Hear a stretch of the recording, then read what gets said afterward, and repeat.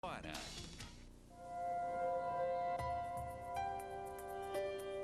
It would always take me a really long time to get my homework done, not because I wasn't capable of doing it, but just because I had trouble concentrating. And so whenever my mother would write me a note and I would give it to my teacher, he would read it out loud to the entire class. It just kind of make me feel unwanted, like nobody really cared about me.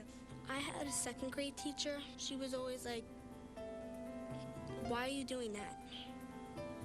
Why can't you sit still? Stop cracking your knuckles, it's rude." I hate substitutes. Tourette syndrome and substitutes don't mix. Note for you. You need, before you go into school, you really need to tell people that you have Tourette's, or else it's going to be a big hard time for you. They were saying that, well, we might have to transfer her to another school. And right then and there, I heard that. When I heard that, oh my gosh, I just started crying. Colin, Amanda, and Jasper are here to help us understand Tourette syndrome. It's a disorder that can cause uncontrollable twitching and rocking and blinking and even vocal outbursts. According to the Tourette Syndrome Association, 1 in 1,000 adults and children is affected, and diagnosing this disorder can be challenging. So you're shaking your head right now. Would that be a tic or a thing? It's a tick. It's a tic. Yeah. That's considered a tic.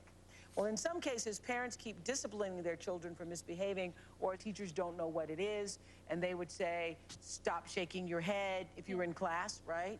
And then you were like, "I can't stop shaking my head." Yeah.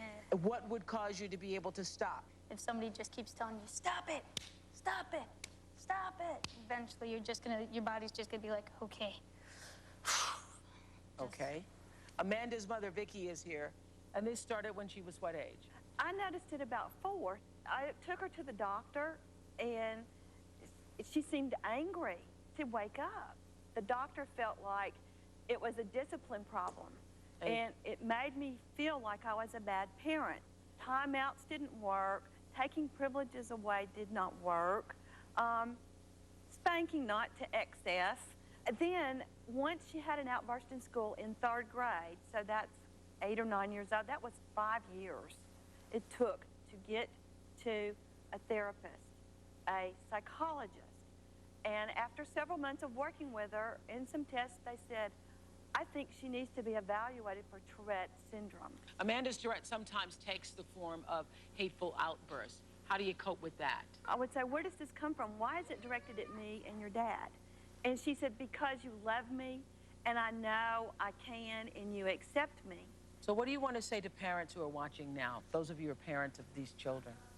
You might want to get professional help, because I was disciplining her for something she had absolutely no control over, and I had no clue. Same thing? Most kids with Tourette's have ADHD, they're obsessive compulsive, and they've got the tics. With Jasper, you know, he had the ADHD. I mean, he was a different child right from birth, you know, and then he started with the ADHD, and then when he was probably 6 or 7, he started doing the when he started reading, and we just thought it was his ADHD medicine. And then as he started getting 9, he started started getting louder, and then when he was like 9 and a half, 10, he started, you know, yelling out things like the coffee and the metal, and then it started becoming obvious that there was something more going on. That's when we realized he had Tourette's. Doreen is Colin's mom. What's the hardest part for you?